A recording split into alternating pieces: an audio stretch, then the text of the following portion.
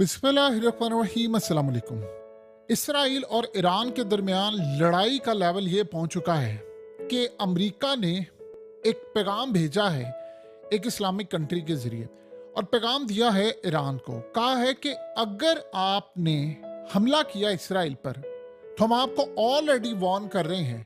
ये बात आप बिल्कुल लाइटली ना लीजिएगा, बिल्कुल सीरियस इसको लीजिए कि अमेरिका ने कहा है कि अगर आपने हमला किया तो इसराइल आप पर एटमी हमला कर देगा, और इस सारी सूरत हाल के अंदर ये पूरे का पूरा रीजन जलकर राख हो जाएगा, और फिर ना कोई निगोशिएशन हो पाएगी, ना बातचीत हो पाएगी, ना कुछ हो पाएगा। ईरान का आगे जवाब ये था कि अगर इसराइल ने हम पर एटमी हमला किया तो जवाब में हम बिल्कुल एटमी हमले से ही उसको जवाब देंगे।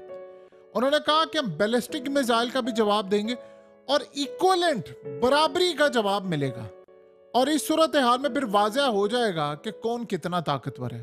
अब आप बताइए कि जब आप किसी भी मुल्क को ये कहते हैं, जब आपने किसी मुल्क के अंदर घुसकर किसी लीडर को मारा हो और आप उधर से कहते हैं कि जी आपने हमला नहीं करना वरना यहाँ पर एटमी हमला कर देंगे, ये है 76 साल की कहानी। अब चूंकि ईरान ताकतवर हो चुका है, जाहिर सी बात है ईरान ने ये फैसला कर लिया है, तो उन्होंने ये पूरी तरह क्लियर कर दिया है कि अगर इसराइल ये काम करेगा तो बस ठीक है, फिर हम भी कर देंगे। इससे उन्होंने अमेरिका को क्लियरली इंडिकेट कर दिया है कि हम इस लड़ाई में कूदने वाले हैं, और अगर ये मामला हुआ तो हमारे पास भी उतनी ही ताकत है। यानी इंडिकेट, देखिए अमेरिका को ऑलरेडी पता है कि ईरान के पास न्यूक्लियर वॉर हेड है, वो कई दफा अपने मीडिया पर ये बात कह चुके हैं। सो अब सूरत हाल जो पैदा हुई है वो बड़ा क्लियरली उन्होंने कह दिया है कि ठीक है, अगर आप ये काम करेंगे तो फिर हम तैयार हैं, हम फिर इस सारी सूरत हाल में पीछे नहीं हटेंगे। आज आप देखिए, कल सबको पता है कि मामला कितने खराब हुए हैं।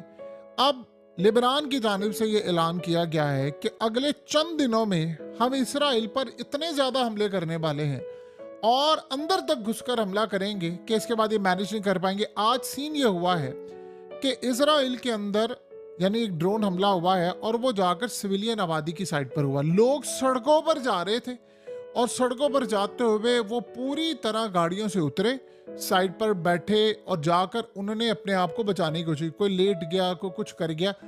ये इस वक्त जंग की सूरत हाल इतनी खतरनाक हो गई है कि इसराइल के शहरों तक ये मामला आ गया है। अब आप ये सोचें कि जब ये सूरत हाल हो गई है तो जाहिर सी बात है फिर इसराइल को तो परेशानी है, और वो अमेरिका उनको कह रहे हैं कि भाई अगर इन्होंने हमला किया तो फिर आप तैयार रहिएगा। यानी ईरान को कह रहे हैं कि आपने हमला नहीं करना।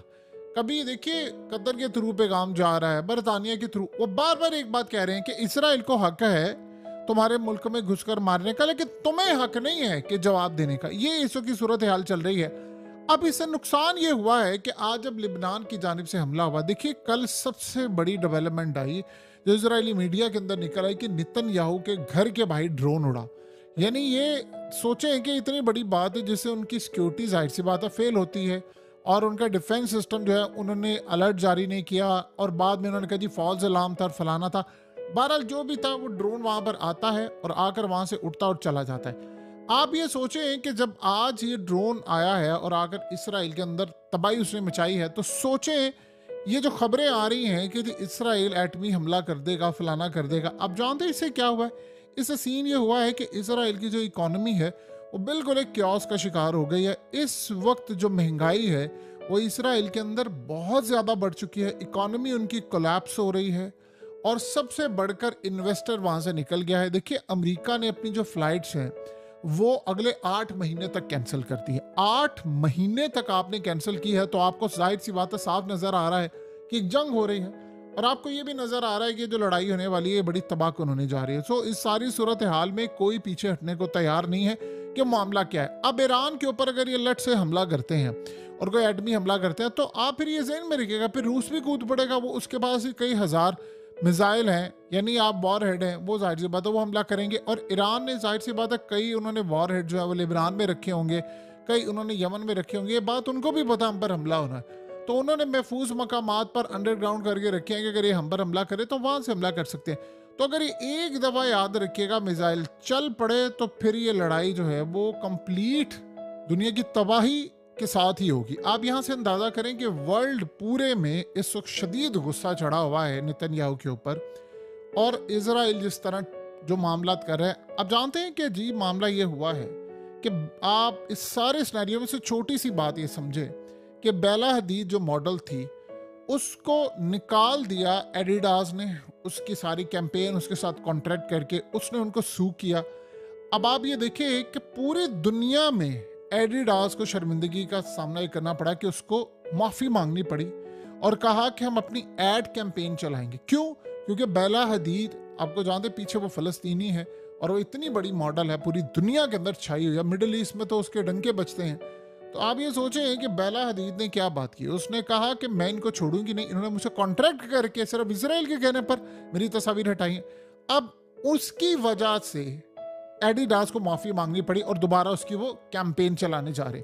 सो इंटरनेशनल सतह पर आप ये देखें कि इतना प्रेशर पड़ा है कि भाई आप इसराइल अगर कोई काम करे तो उसको आप क्रिटिसाइज नहीं कर सकते। ये कैसी बात है? यानी आप ये अंदाज़ा कर लें कि इस वक्त अजीब सूरत हाल ये बनी है कि हमास की जानिब से कहा गया है कि नेतन्याहू अब जिम्मेदार होगा, ये जो डील सारी ख़राब होने जा रही है, तबाही होगी, उसका कहा जिम्मेदार ये इसलिए होंगे कि इन्होंने पूरी दुनिया के अंदर तबाही मचाई है, बर्बादी की है।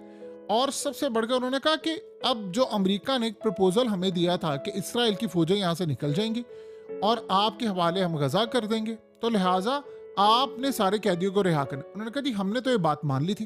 तो अब एन मौके के ऊपर इन्होंने आकर हमारे सामने शर्तें रख दी हैं कि फौज वहां पर रहेगी, आपको हुकूमत नहीं मिलेगी, बंदे हमारे हुकूमत करेंगे, तो हम तो इस कैंपेन को नहीं मानते। सो इस सारी सूरत हाल के अंदर उन्होंने कहा कि अब नेतन्याहू जिम्मेदार होगा। और उसके बाद उन्होंने बड़ी क्लियरली बात की। उन्होंने कहा कि ये जो बीच में एग्रीमेंट करवाने वाले मेडिएटर्स हैं, यानी जो मुज़ाकरात करवा रहे, जाहिर सी बात है कतर फलाना और यानी ये जितने भी हैं, मिसाल के तौर पर इस वक्त जितनी एफर्ट इन सब ने की है, मिस्र ने की है, कतर ने की, उन्होंने कहा कि इनकी एफर्ट को बर्बाद करने वाला सिर्फ और सिर्फ नेतन्याहू है।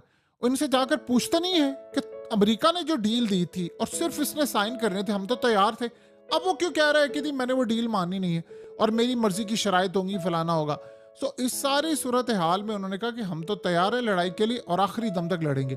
अब आप ये देखें कि अजीब सूरत हाल हो रही। शाम के अंदर पहले जल्जला आया इस सारे मामले में और लेबनान में भी आया। अब ये कैसे अचानक वहां पर जल्जला आ गया और रशिया के अंदर 7.0 का जल्जला आता है और आप ये सोचें कि वहां पर फौज अलर्ट हो जाती है और वोल्केनो इरप्ट होना शुरू हो जाता है। यानी आप अजीबो गरीब सूरत हाल वहां पर देखने को मिल रही है कि एक तो जंग दुनिया के अंदर छिड़ी हुई है, दूसरा एक ना नजर आने वाली जो जंग है वो भी छिड़ी हुई है।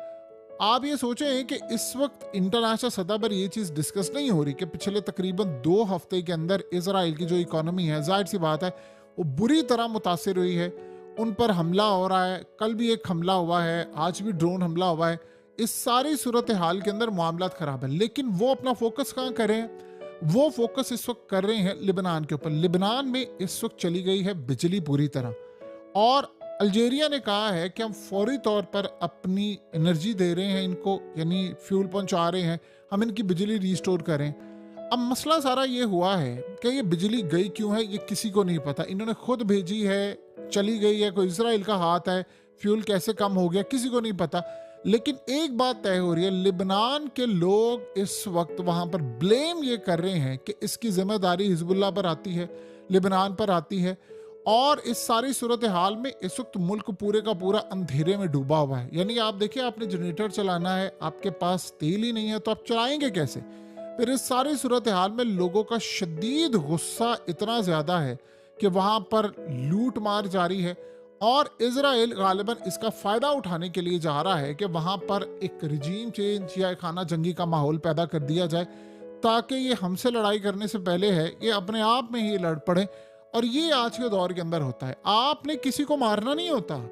आज के दौर में आप किसी भी मुल्क के अंदर, सिंपल सी बात है, चंद नाअहल लोग इदारों के अंदर बिठाते हैं, उनके सरबराह बना देते हैं, चाहे वो बिजली का महकमा हो, स्पोर्ट्स का हो, किसी तरह। उसके बाद वो इदारा खुद ही कोलैप्स करना शुरू कर देता है।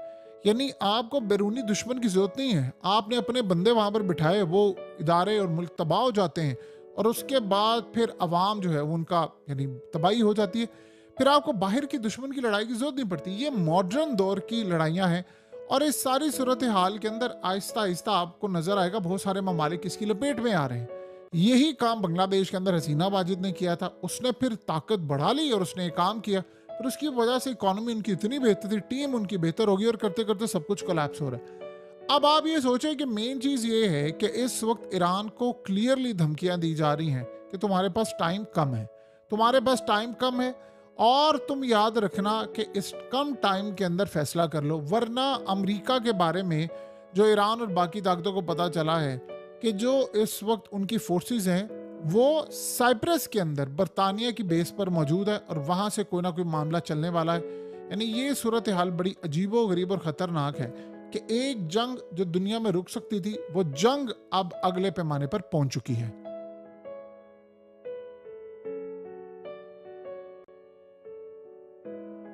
हकीकत टीवी को सब्सक्राइब करना मत भूलें, वीडियो को लाइक करें, शेयर करें और कमेंट सेक्शन में अपनी राय का इजहार ज़रूर करें।